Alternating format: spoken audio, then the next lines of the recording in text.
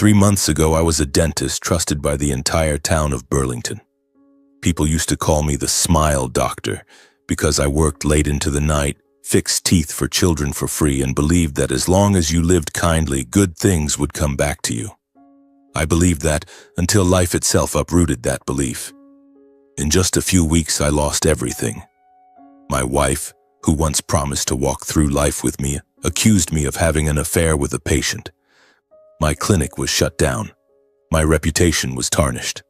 Friends turned their backs on me, and I, once a respected doctor, became an outcast, homeless, wandering with my old pickup truck as my only remaining shelter. I thought it was all over, until that night, when a man in a black suit approached me introducing himself as Spencer Hale, a lawyer. He placed a thick envelope on the table and said, "Mr. Pembroke, your great-uncle has passed away. He left you his entire estate, over $80 million. I stared at him, thinking I must have misheard. But no, it was all true, and that was the beginning of a new chapter, where truth, justice, and kindness were tested once again. Hello, my name is Calvin Pembroke. I'm 33 years old, living in Burlington, Vermont, a small town nestled by Lake Champlain, where snow blankets the hills in winter and the streets glow with golden leaves in autumn. If you ask me who I am, I'd say I'm a dentist, but not just someone who fixes teeth. I live to do what's right, to bring smiles back to those who've forgotten how. My philosophy is simple. Do right, do kind. It might sound cliché, but it's been my guiding principle since the day my father died of a heart attack when I was 15. That day, standing by his hospital bed, holding his hand tightly, I promised myself I'd live a meaningful life. My clinic, Pembroke Dental, sits on a small street in Burlington, where white-painted wooden houses line up neatly and church bells ring every Sunday morning. The clinic isn't big, just enough space for 2 dental chairs, a small reception desk, and a waiting area with a few outdated magazines. But I loved that place. Every day I welcomed patients from all walks of life, from shy children visiting the dentist for the first time to elderly folks sharing life stories in trembling voices. I often lowered fees, sometimes treating people for free for those who couldn't afford care. Once, an elderly woman named Martha, living on Social Security, hugged me tightly after I fixed her broken front tooth for free. "You gave me my smile back, Calvin," she said, her eyes brimming with tears. In that moment, I knew I'd chosen the right path. But life wasn't just about the clinic. I had Lydia, my wife, and Eli, our little boy. Lydia was the bright light in my life, or at least I used to think so. She's 30, the daughter of Richard Alden, a powerful businessman in Burlington. Lydia grew up in luxury, but she wasn't as haughty as people might assume of a rich man's daughter. We met at a free dental checkup event for the community. I was treating a homeless boy's teeth when Lydia stood there, in an elegant blue dress, watching me with a strange look. Half admiration, half curiosity. "You're not like any man I've ever met," she said, and I blushed, unsure how to respond. We married after a year of dating, and Eli was born 2 years later. Eli is my entire world. He just turned 5 this year, with curly blonde hair like his mother and deep brown eyes like mine. Eli is sensitive, smart, and clings to me like a shadow. Every evening when I came home from the clinic, he'd run to the door, hug my legs tightly, and shout, "Dad's home! Tell me a superhero story." I'd scoop him up and spin tales about a superhero dentist flying around the world to fix kids' teeth. Lydia would stand at the kitchen door smiling at us, but looking back now, her smile always seemed to carry a hint of distance. From the outside, our life looked perfect. A small family, a cozy wooden house with a white picket fence, a devoted husband, a talented wife, and an adorable son. But beneath the surface, cracks were starting to show. Small, but enough to jolt me awake in the middle of the night, wondering if everything was as stable as I thought. Lydia worked in PR and event coordination. She was a sharp woman, always knowing how to draw attention. She cared about her image, sometimes to the point where I felt she lived to meet society's standards. She loved lavish dinner parties, designer dresses, and handshakes with the elite. I didn't judge. That was her world and I respected it. The trouble started with how we viewed work. To me, the clinic wasn't just a place to earn money. It was where I kept my promise to myself, to do what's right, to do what's kind. I often spent Saturdays offering free checkups for kids from shelters or discounting services for low-income workers. Those moments made me feel I was living true to my ideals. But Lydia didn't see it that way. She called it a lack of ambition. Once over dinner, when I shared a story about helping a patient who couldn't afford treatment, she blurted out, "Calvin, you can't keep giving things away like that. You're talented. Why not expand the clinic, hire more doctors, make more money? You're letting opportunities slip through your fingers." I went quiet, unsure how to respond.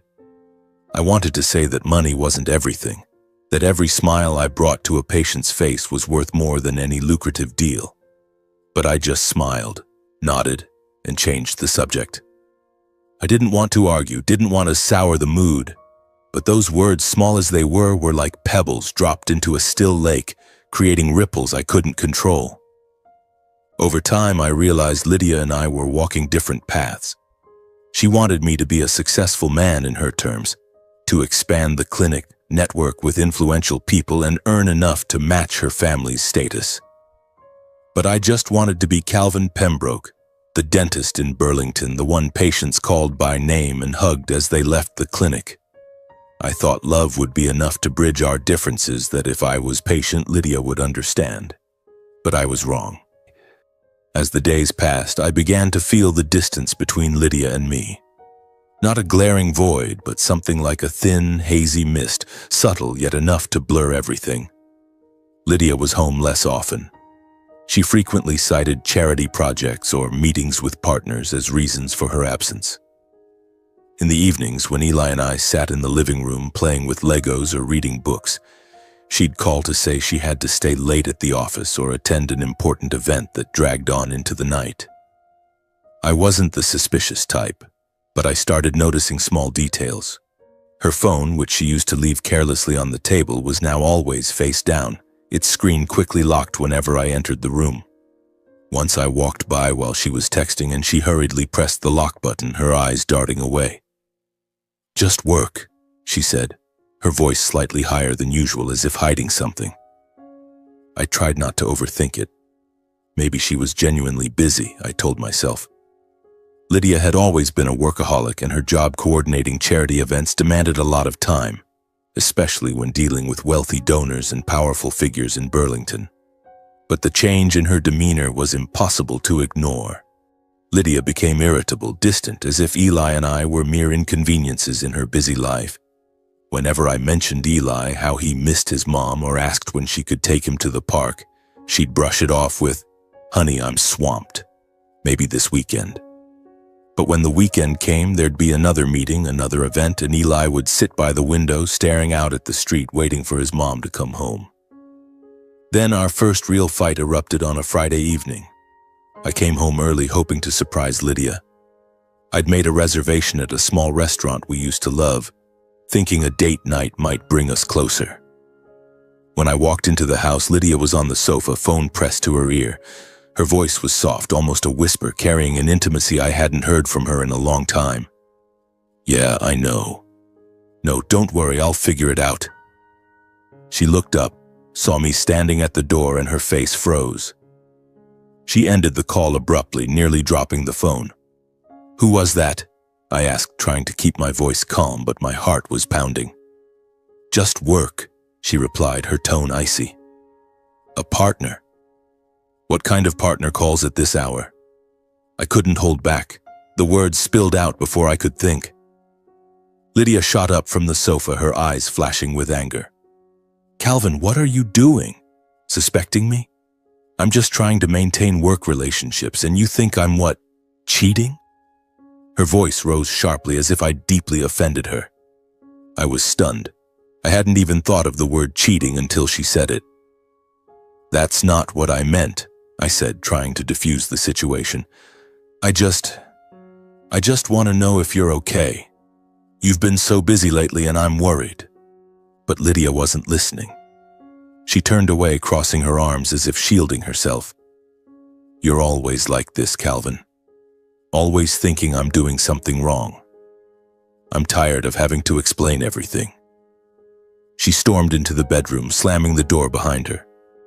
I stood there in the living room feeling like I'd been slapped.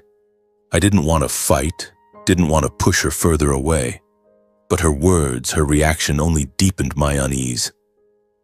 Was I really being paranoid? Or was I seeing things she didn't want me to know? Eli started to sense the tension. One evening while I was bathing him, he looked up at me, his big brown eyes wide. "Dad, is Mom mad at you?" I hugged him, trying to suppress the ache in my chest. "No, buddy. Mom's just busy. She loves you so much." But as I looked at my tired reflection in the mirror, I knew I was lying. Not just to Eli, but to myself. Every night when Lydia came home late, I'd hear her footsteps, the jingle of her keys, and the sound of her quietly slipping into the bathroom. I'd lie in bed staring at the ceiling, trying to summon the image of the woman who once looked at me with admiration, who said I was the most remarkable man she'd ever met. But all I could see was the growing distance, the secrets she wouldn't share. I tried to hold on, tried to believe it was all a misunderstanding, that our love was strong enough to overcome this. But then, the thing I feared most came crashing down like a storm, sweeping away everything I thought was forever. That morning, a crisp early winter morning when snow began to fall lightly on the streets of Burlington, everything fell apart. I returned from the clinic with a heavy heart. Eli had been at daycare all day, and I planned to pick him up early so we could have dinner together. But when I opened the door, the house was eerily silent. No sound of Eli's laughter, no patter of feet running to greet me as usual. On the kitchen table, a white envelope lay alone, bearing Lydia's firm handwriting. I opened it and my heart seemed to stop. It was a divorce petition. The cold, stark words declared that she wanted to end our marriage because I had mentally abused her and engaged in improper relationships with patients. I read it over and over as if unable to believe my eyes. Abuse? Improper relationships? The words stabbed into my chest like knives. I called Lydia, but her phone rang and went to voicemail. I sent message after message begging her to talk, to explain what was happening. No response. When I drove to the daycare to pick up Eli, the teacher looked at me with pity. "Lydia picked him up this morning," she said. She mentioned taking Eli away for a few days. I stood there in the schoolyard feeling the ground collapse beneath me. Lydia hadn't just left. She'd taken Eli, my only light, with her. In the days that followed, rumors spread like wildfire. I don't know how Lydia did it, but she'd managed to paint herself as the victim before I could even process what was happening. On social media, her PR friends began posting cryptic statuses. One wrote, "Some men hide behind a mask of morality, but behind it lies a monster." Another post, accompanied by a photo of me treating a female patient at the clinic, insinuated that I was exploiting patients to conceal my true nature. With her PR expertise, Lydia had woven a perfect narrative. I was an abusive, volatile man who attacked her in fits of rage. God, I had never so much as raised a hand to her, not even a slight push. But the truth no longer seemed to matter. Public opinion had already sided with Lydia. I opened my phone and scrolled through the comments online. "Dr. Pembroke, who would have thought he was two-faced?" one person wrote. "So scary. I used to take my kids to his clinic." Another commented. Regular patients, the ones who once hugged me in gratitude, began canceling appointments. The clinic grew quiet, with only the hum of the air conditioner filling the cold, empty space. Local medical organizations sent letters informing me that they were suspending collaboration with me, pending investigation. I tried reaching Lydia, calling, texting, even going to her office. But she had vanished without a trace. Amid the storm of public opinion, another figure emerged, adding fuel to the fire. Richard Alden, Lydia's father. A powerful businessman and chairman of Alden Holdings, he had always looked at me with cold eyes, as if I were unworthy of entering his world. From the moment we married, Richard never hid his belief that I wasn't good enough for his daughter. A small-time dentist with a modest income, how could I compare to the powerful men he wanted Lydia to marry? When the scandal broke, Richard immediately stepped in to protect his daughter. He appeared on a local TV channel dressed in a flawless gray suit, his voice calm but sharp. "I can't stand by and watch my daughter be abused," he said, staring directly into the camera. "We will do everything to protect Lydia and my grandson." His credibility and vast network of connections tipped the scales entirely in Lydia's favor. Me, an ordinary dentist. How could I possibly compete? I chose silence. Not because I didn't want to fight back, but because I believed the truth would speak for itself. I sent a brief letter to the court asserting my innocence, stating that I had never abused Lydia or done anything against my ethics. But my silence only fueled the rumors further. Every day I received anonymous texts and calls from unknown numbers, berating me as a traitor or hypocrite.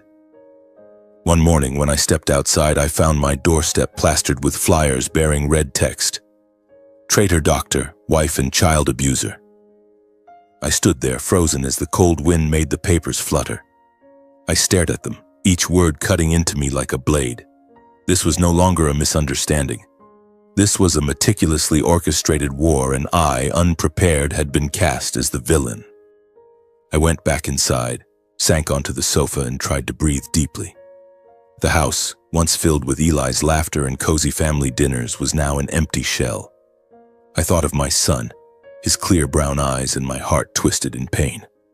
I wanted to hold Eli, to tell him his dad wasn't that kind of person, that I loved him more than anything in the world.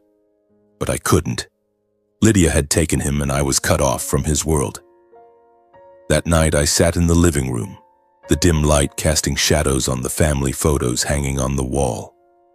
One picture showed Lydia and me on our wedding day, her radiant in a white dress, me gazing at her like she was my entire world. Another captured Eli at 3 years old, perched on my shoulders in the park, grinning ear to ear. I wanted to cry, but I couldn't. No tears came, only a dry, choking pain in my throat. I had tried to build a family, a decent life, but now everything was crumbling, and I didn't know how to salvage it. The next day, a brown envelope was slipped under the door. I opened it, and like a punch to the chest, it was a letter from the Vermont Dental Board notifying me that my license to practice was temporarily suspended. They had called an emergency meeting based on Lydia's complaint and the rumors spreading on social media. During the investigation, the letter stated, "Dr. Calvin Pembroke is prohibited from practicing dentistry." I read it over and over, my hands trembling as if the words might change if I stared long enough.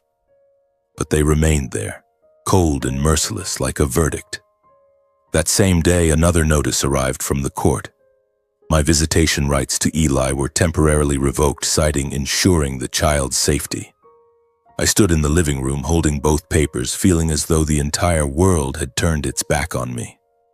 The clinic, which I once called my second home, quickly became a distant memory. Patients canceled appointments en masse. Some whom I had treated for free called demanding refunds, their voices laced with suspicion and anger. "I don't want to be associated with someone like you," one said over the phone before hanging up. My staff, who used to joke with me every morning, began resigning one by one. "I'm sorry, Calvin," said Jane, the receptionist who had worked with me for 3 years, her eyes fixed on the floor. "I need a stable job." I nodded, forcing a smile, but my heart felt crushed. The worst blow came when Alden Holdings, Richard Alden's company, announced the early termination of my clinic's lease. That morning I stood watching as they took down the Pembroke Dental sign, each letter falling to the ground like fragments of the dream I had built. I wanted to scream, to smash something, but I just stood there, powerless, as snowflakes drifted around me. My finances dwindled rapidly. I still had to pay off loans for dental equipment, insurance, and the temporary alimony the court ordered me to send to Lydia. I tried to save, cutting every expense, but my bank account drained like water slipping through my fingers. One day I stood in front of a pawn shop holding the old watch my father had left me, a gift he gave me before he passed. "Keep it, son," he had said. "It'll remind you how precious time is." I swallowed hard, pushed open the door, and left with a few $100s. Next was my laptop, then my car, my faithful companion for years. When I handed the keys to the buyer, it felt like I was selling a piece of my soul. Social isolation came faster than I expected. Friends who once came over for dinner, who laughed with Lydia and me, now avoided me. Former colleagues didn't respond to my messages. I walked through the neighborhood, hearing whispers behind my back, seeing curious and disdainful glances from neighbors. I tried applying to other clinics, but no one would hire me.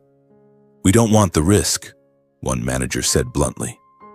I became an outcast, a name branded as a villain in the town that once called me the kind doctor.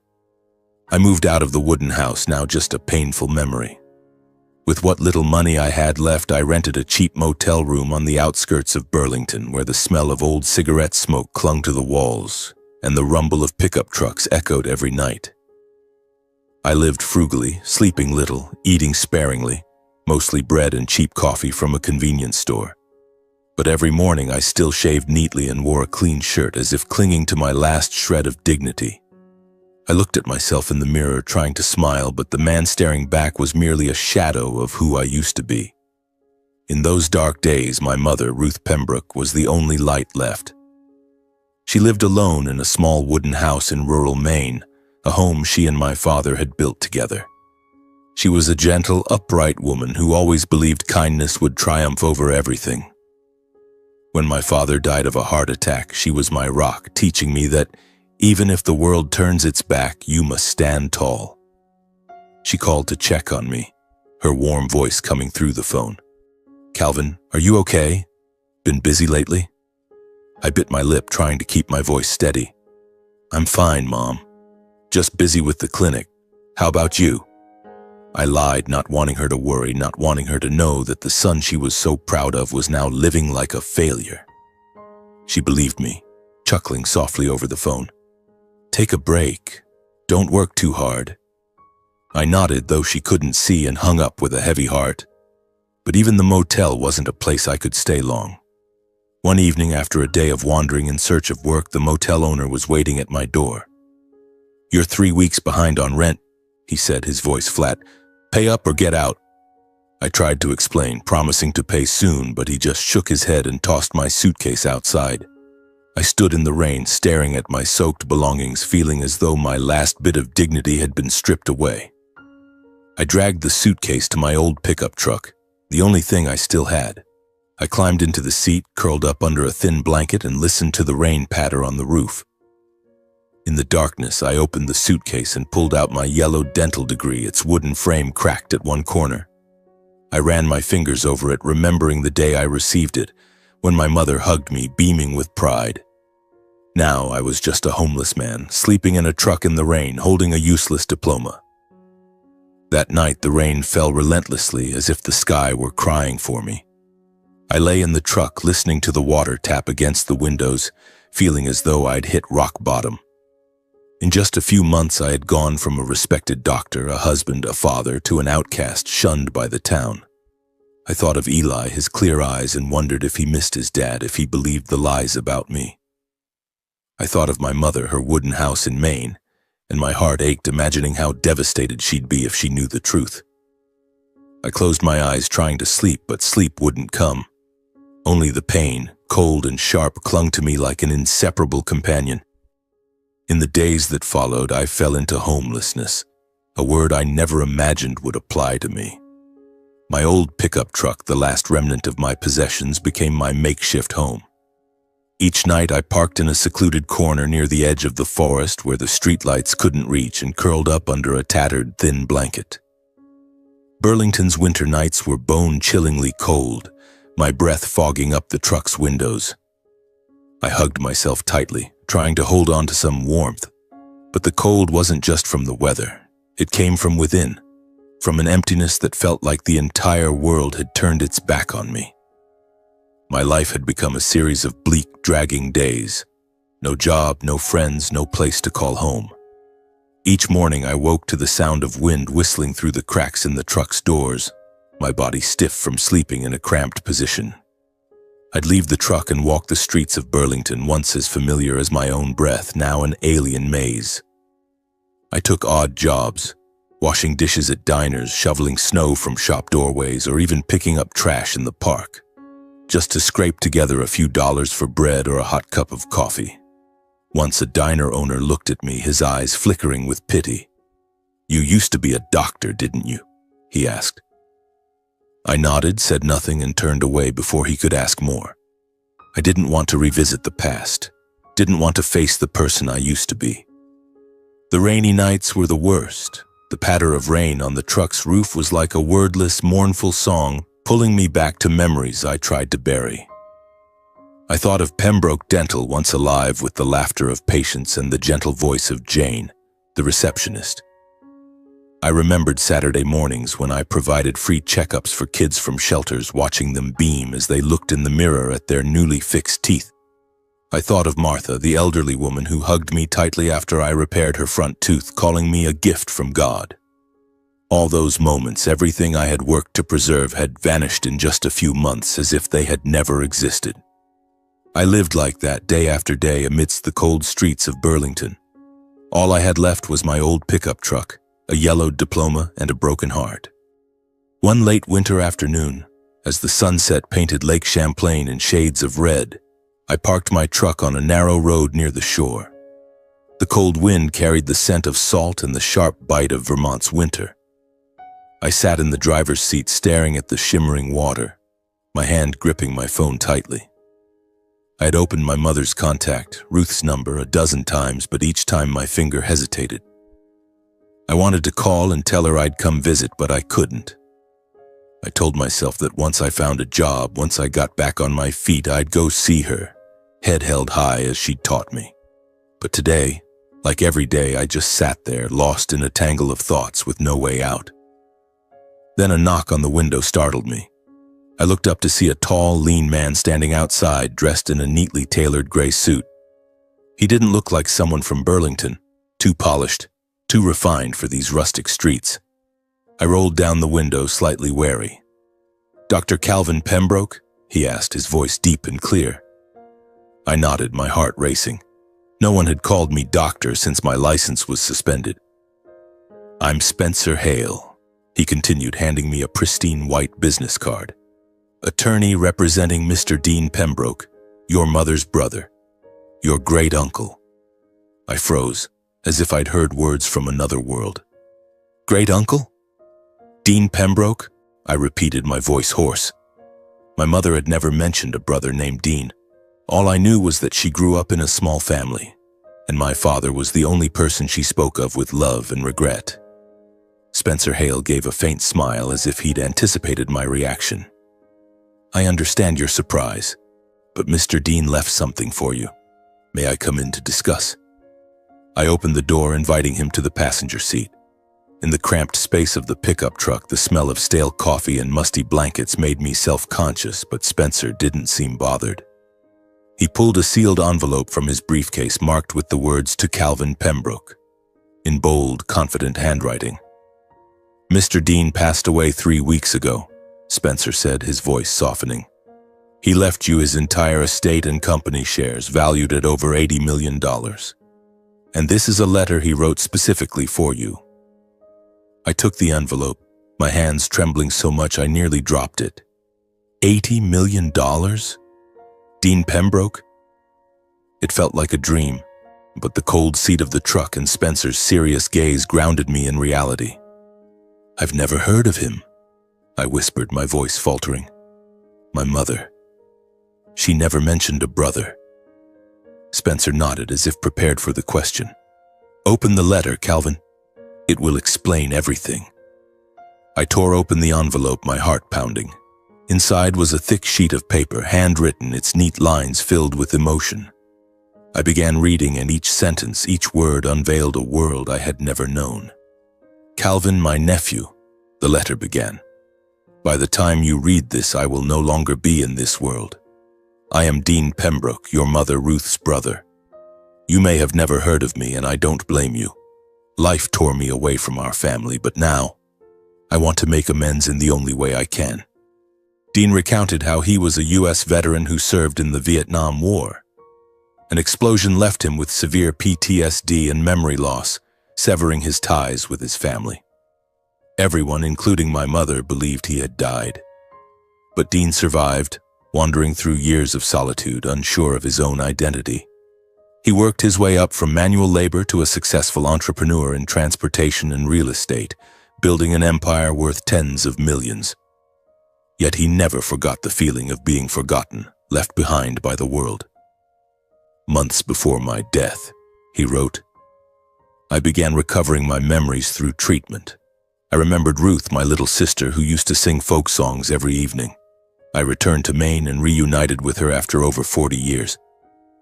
It was the happiest day of my life. And through Ruth, I learned about you, Calvin, the dentist who lives for kindness, who lost everything but still holds on to an honest heart. I paused, tears welling up. Dean had been watching me secretly without my knowledge. He wrote that he had visited Pembroke Dental, posing as an ordinary patient to get his teeth checked. You wouldn't remember me, he wrote, but I remember the look in your eyes when you spoke to a poor patient, the look of someone who believes kindness can change the world. He knew about my broken marriage, Lydia's accusations, and how the community had turned against me. And he wrote that he was proud of me for not bowing to adversity. I have a son, the letter continued, but he is unworthy of what I leave behind. He is greedy, ungrateful, living only for himself. So I choose you, Calvin. You are the only heir who carries the Pembroke spirit, the spirit of kindness and integrity. I leave my entire estate to you, but with one condition. You must care for your mother, Ruth, for the rest of her life and use part of the fortune to help those forgotten by society, veterans, orphans, people like I once was. I folded the letter, tears streaming down my cheeks. For the first time in months, I felt a faint glimmer of light piercing the darkness. Spencer Hale, sitting beside me, gently placed a hand on my shoulder. I know this is hard to believe, Calvin, he said, but Mr. Dean prepared everything meticulously. This is a legal will, and I'll help you complete the inheritance process. Here's my card. Come to my office in Chicago when you're ready. I held the business card, my mind reeling. $80 million? An uncle I never knew? I looked out at the lake, where the sunset was fading, and felt as though life had just opened a new path. But I wasn't sure if I had the strength to walk it. I thought of my mother, of her emotional reunion with Dean, and my heart warmed. But I was also afraid this was just a dream, that I'd wake up with nothing but my old truck and yellowed diploma. That night I lay in the truck, Dean's letter beside me. I read it again, line by line, as if to etch it into my heart. I thought of my mother, of Eli, of the patients I had helped. And for the first time in a long while, I felt a spark of hope, small but fierce, like a tiny flame burning in the cold night. I closed my eyes, letting the tears fall, and whispered to myself, just survive, Calvin. Just survive. And this time live to do what's right. I woke up as the first light of dawn filtered through the truck's window, casting a pale glow over the yellowed diploma. I looked outside, seeing Lake Champlain shimmering under the early morning light, and a decision struck me, clear as the church bells ringing through Burlington's cold air. I had to see my mother. I couldn't keep hiding, couldn't let her live in worry without knowing the truth. Dean's letter, with its heartfelt words, gave me a reason to stand up, to face her, not as a failure, but as a son carrying a story never told. I gathered the few belongings left in my suitcase and checked the money in my wallet, just enough for gas to get to Maine. The old pickup truck groaned as I started it, but it rolled forward, carrying me away from Burlington, away from streets that were once home, now only painful memories. The road to Maine stretched over 200 miles, winding through snow-dusted pine forests and quiet small towns. I drove in silence, with only the crackling radio playing old folk songs. With each mile, my heart felt a little lighter, as if I were returning to a part of myself I had lost. When I pulled up to my mother's wooden house in rural Maine, the sun was dipping toward the west, bathing the surrounding fields in golden light. The house was just as I remembered. A weathered, gray-tiled roof, a porch with an old rocking chair and smoke drifting lazily from the chimney. I stepped out of the truck, suitcase in hand, feeling like a child returning after being lost. I knocked, my heart pounding. The door opened, and there was my mother in her familiar blue sweater, her silver hair neatly tied back. She froze, her brown eyes widening. "Calvin!" she exclaimed, her voice trembling. "Why didn't you tell me you were coming? I thought you were so busy." I smiled, trying to hide the exhaustion and invisible scars on my heart. "I wanted to surprise you," I said, my voice hoarse. She pulled me inside, hugging me tightly, and I felt her warmth, the faint smell of cookies wafting from the kitchen. But as she looked into my eyes, I knew she sensed something was wrong. "You've gotten thinner," she said, touching my cheek. "What's going on, Calvin? Tell me." We sat at the kitchen table, where she placed a steaming mug of tea and a plate of freshly baked cookies in front of me. I took a deep breath and pulled Dean's letter from my bag. "Mom, I have something to tell you," I began, my voice slightly shaky. "Yesterday I met a lawyer, Spencer Hale. He told me about someone named Dean Pembroke. He said he was my great-uncle." My mother froze, the mug of tea halting mid-air. Her eyes shimmered as if she'd heard a name from a distant past. "Dean?" she whispered, her voice faltering. "Dean. My brother?" Tears began to roll down her cheeks, and I saw her hands tremble as she set the mug down. I handed her the letter recounting my meeting with Spencer Hale, the will, and the vast fortune Dean had left me. I told her about the letter's words, how Dean had reunited with her after over 40 years of separation, how he had watched me and believed I was worthy of carrying on the Pembroke family spirit. My mother sat silently, listening to every word, tears streaming down her face. When I finished, she stood and walked to an old wooden box on the bookshelf. She opened it and pulled out a faded black and white photograph. In it, a young girl, my mother, just 18, stood beside a tall young man in a military uniform. He was smiling, his hand on her shoulder, his eyes bright with pride. "This is Dean," she said, her voice choked. "My brother. The day he left for the war, I was only 18. We got a death notice after a brutal battle. No one thought he was alive. I kept this photo for 40 years as a way to remember him." She shared the story of her past, her voice rising and falling as if reliving those days. Dean was the brother she admired, the one who protected her, who taught her how to tie her shoes and sing folk songs. When the war broke out, he volunteered, saying he wanted to do what was right for the country. After the death notice, the family was shattered, and my mother had to overcome her grief alone, raising me single-handedly after my father's death. "I never thought I'd see him again," she said, gently stroking the photo. "But a few months ago he showed up at my door in a simple suit. I looked at him, and after a few seconds of silence, I knew it was Dean. He hugged me, crying like a child, telling me about his years of memory loss, the nightmares from the war, and how he rebuilt his life from nothing." I listened, feeling as though I were uncovering a piece of family history I'd never known. My mother said Dean had spent an entire day at the wooden house, sitting by the fireplace recounting his journey, from a veteran who forgot his own name to a successful entrepreneur. He didn't talk much about his wealth, only that he wanted to do what was right, to make up for the lost years. "He asked about you, Calvin," she said, looking at me with tender eyes. "He wanted to know about the dentist I was so proud of. I told him about your clinic, your kindness, and he just smiled, saying you were the family's hope." I bowed my head, feeling a mix of pain and warmth. I was ashamed of the past months, living like a homeless man, too afraid to face her. But now, sitting in this familiar wooden house, I felt renewed strength. I told my mother the truth about my broken marriage, Lydia's accusations, and how I'd lost everything. She listened without judgment, holding my hand tightly, just as she did when I was a child. "You're my son," she said firmly, "and I know you're a good man. No matter what happens, you're still Calvin Pembroke, the one who always does what's right." That night, we sat by the fireplace, the crackling flames illuminating my mother's face, highlighting the lines etched by time. Outside, snow fell gently, blanketing the fields and the wooden house. I looked at the wall, where my mother had hung the old photo of her and Dean. In the dim light, I felt clearly that blood and kindness could transcend even war and time.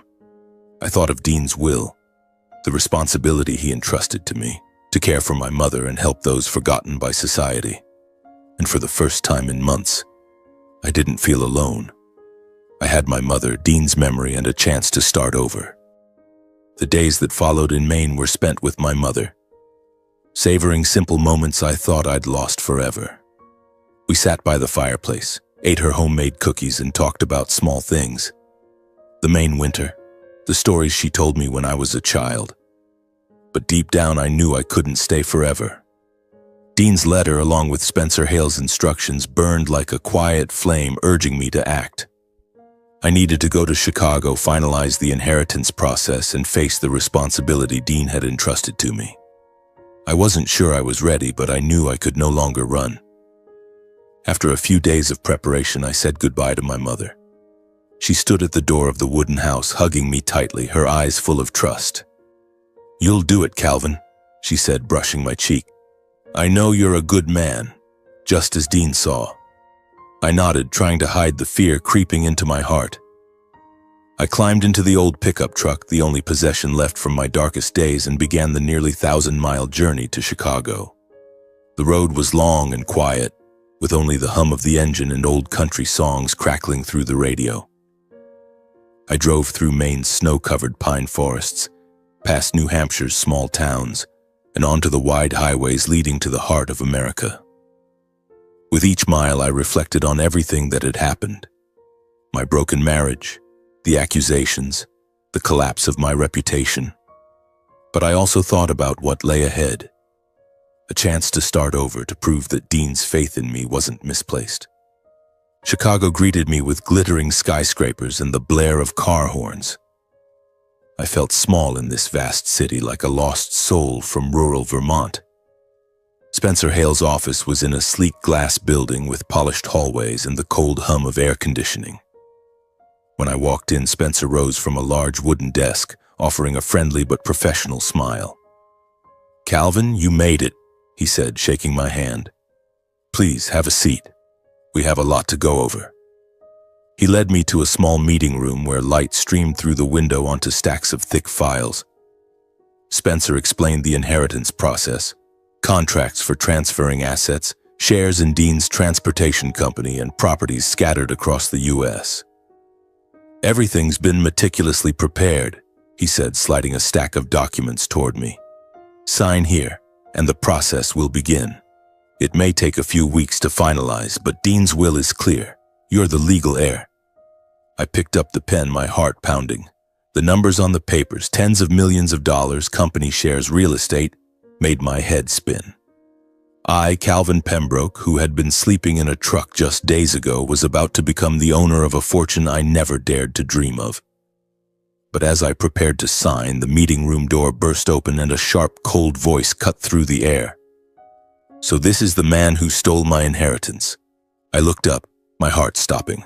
A tall man in a black suit strode in, his angular face and hostile eyes fixed on me. He appeared to be in his 30s. "Daniel Pembroke," he introduced himself, his voice like ice. "Dean Pembroke's son, and you," he pointed at me, "have taken what rightfully belongs to me." I was stunned, unable to speak. Daniel Pembroke? Dean's son? Dean's letter had mentioned a wayward son, but I never expected to meet him. Not here, not now. Spencer stood, his voice calm but firm. "Daniel, I've explained this to you. Your father's will is clear. Calvin is the legal heir." But before Daniel could respond, another figure stepped into the room, and it felt like the world collapsed again. Lydia, my ex-wife. She stood there in an elegant business dress, her eyes avoiding mine as if out of shame or fear. The air in the room grew thick with awkwardness and tension. I looked from Daniel to Lydia, then back to Daniel, trying to make sense of it all. Lydia, who had ruined my reputation, who took Eli away from me, now stood here, aligned with Dean's son. Were they allies? Since when? Daniel didn't give me time to process. He stepped forward, slamming his hand on the table, his voice dripping with anger. "This will is a joke. My father would never leave his fortune to a stranger like him." He pointed at me, his eyes burning with contempt. "Who are you? A failed dentist chased out of your own town, now trying to steal the Pembroke family fortune?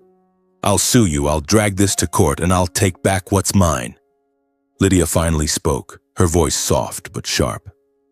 "Calvin, you shouldn't be doing this. You know this isn't your place." I looked at her, my heart aching. She who was once my wife, who once said she loved me, now stood here siding with a stranger against me. "Lydia," I said, my voice hoarse, "you know I'm not that person. Why are you doing this?" She turned away, silent. Daniel pressed on, his voice growing harsher. "Don't play the saint, Pembroke. I've heard about you. The wife abuser, the patient exploiter. You think you fooled my father, but I won't let you take what's mine." I wanted to shout, to say I wasn't the monster they claimed, that I'd never done anything wrong. But I remembered Dean's letter, his words about integrity, about not bowing to adversity. I took a deep breath, steadied myself, and signed the documents in front of me. "I didn't steal anything from anyone," I said, my voice slow but firm. "Dean chose me, and I will honor his wishes." Daniel scoffed, his eyes full of disdain. "Just wait, Pembroke. This isn't over." He turned and stormed out, Lydia following, not once looking back. The door slammed shut, leaving Spencer and me in heavy silence. Spencer placed a hand on my shoulder, his voice low. "There will be challenges, Calvin.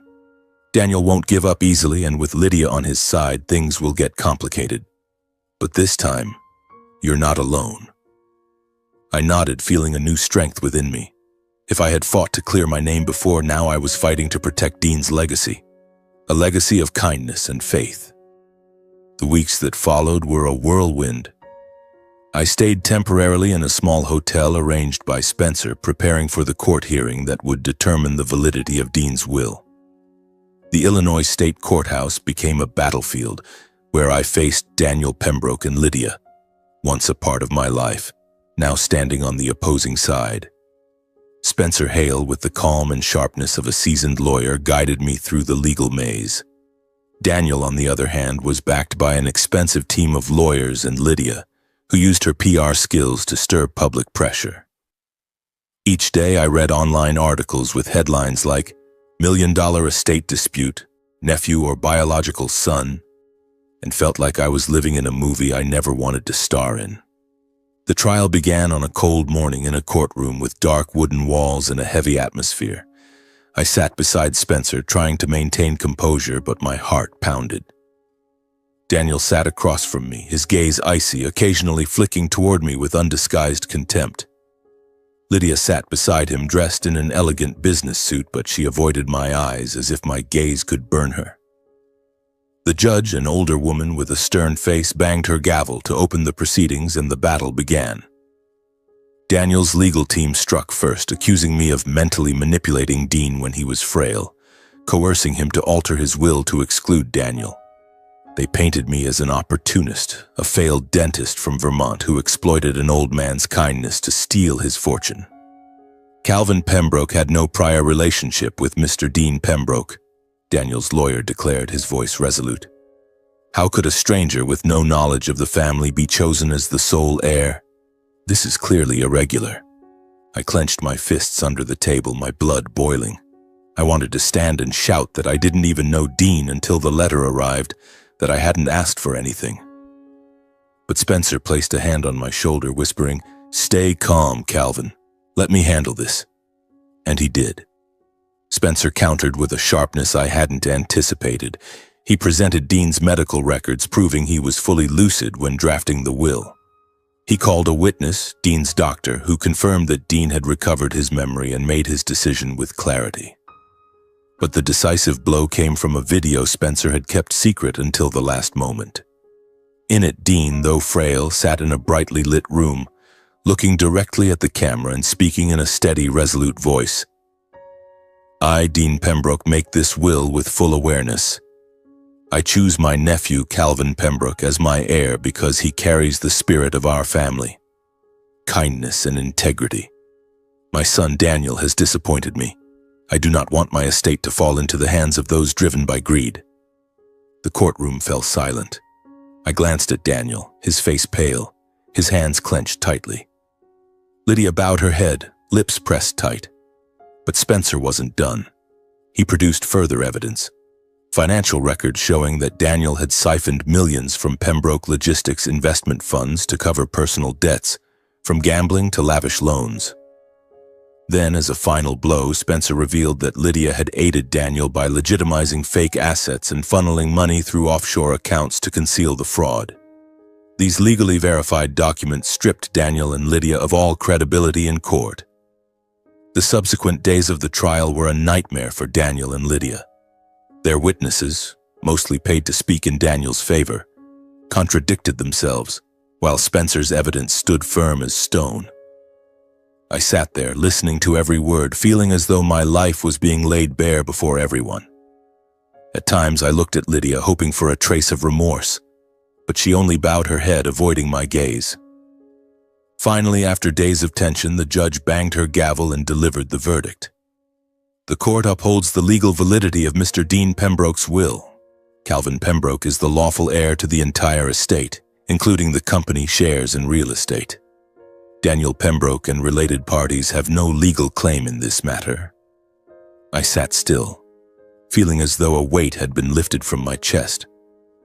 Spencer patted my shoulder, smiling. "Congratulations, Calvin. You did it." But the victory wasn't as sweet as I'd imagined. Daniel left the courtroom with a look of seething resentment, while Lydia, for the first time, met my eyes, her gaze a complex mix of shame and anger. The fallout came swiftly. Daniel's company, already on the brink, officially went bankrupt. Articles began exposing his fraudulent dealings, and the name Daniel Pembroke became the target of public criticism. Lydia, once a star in the PR world, was shunned by the media. The powerful friends who had once supported her in smearing me now distanced themselves. From a woman living in the spotlight, she became a shadow of herself, pushed to the margins of the elite society she once craved. On the final day of the trial, as I prepared to leave the courtroom, Lydia suddenly appeared, with Eli in tow. My son, now slightly taller, looked at me with clear but confused eyes. "Dad!" he cried, running to hug me. I knelt down, holding him tightly, feeling as though my heart had come back to life. But Lydia pulled him back, her voice trembling. "Calvin, we need to talk." She stood there, her face weary, no longer carrying the confidence she once had. "I was wrong," she said softly. "I listened to Daniel, let him manipulate me. Now he's lost everything, and I don't know what to do. For Eli's sake, please help us." I looked at her, then at Eli, who clung to his mother's hand, his eyes bewildered. Part of me wanted to forgive, to help her for our son's sake. But then I remembered the accusations, the nights I slept in my truck, the days I was shunned by the town. "Lydia," I said, my voice quiet but firm, "if you truly care about Eli, let him stay with me. I can give him the stability and love he needs. You know that." Lydia stepped back, her eyes flashing with anger. "You can't take Eli from me," she snapped, her voice breaking. She grabbed Eli's hand, pulling him out of the courtroom, tears streaming down her face. I stood there, watching their figures disappear, my heart heavy. I knew I had done the right thing, but the pain of losing Eli still felt like an unhealed wound. Chicago, with its towering skyscrapers and frenetic pace, was not a place for me. After the trial, I withdrew from the media spotlight, declining every interview request from curious newspapers. I wanted to return to Maine, to my mother, to the quiet of grassy fields and the sound of waves crashing. I drove my old pickup truck, now a loyal companion, along the long highways, leaving behind the noise of the legal battle. When I arrived at my mother's wooden house in Maine, she was waiting on the porch as if she'd sensed my return. "My son," she said, hugging me tightly, "I knew you'd make it." I told her about the verdict, how the court recognized me as Dean's rightful heir. But I also shared about Lydia, about Eli, about the moment he hugged me in the courtroom.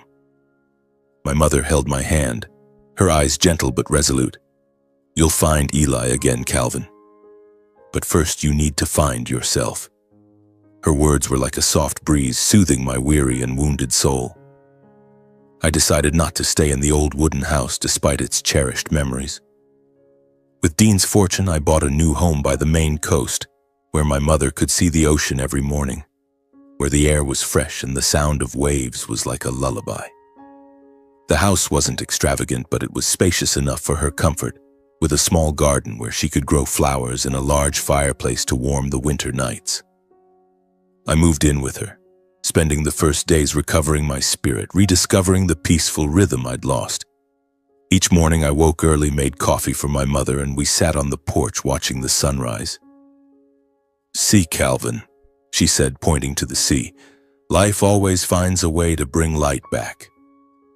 Eli remained the greatest void in my heart. I contacted lawyers to fight for custody, but the legal process was slow and Lydia still refused to let me see him.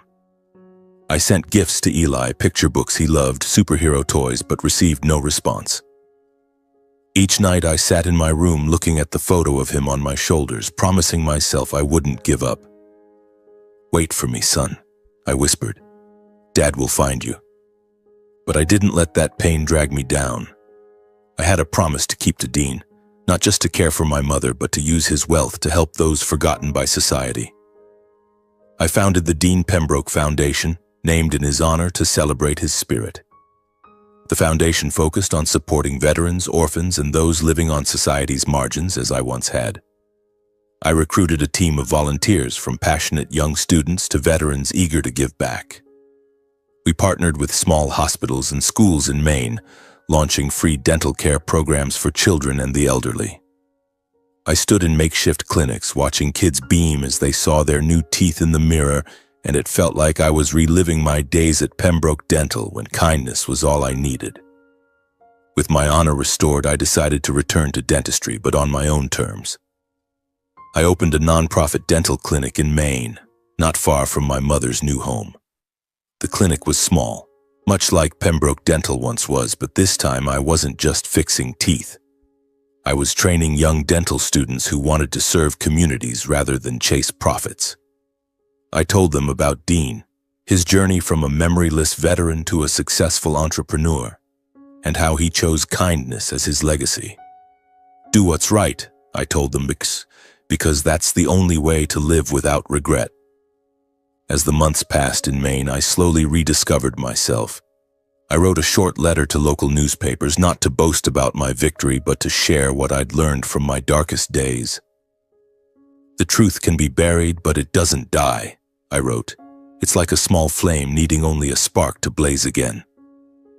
Honor isn't bought with money.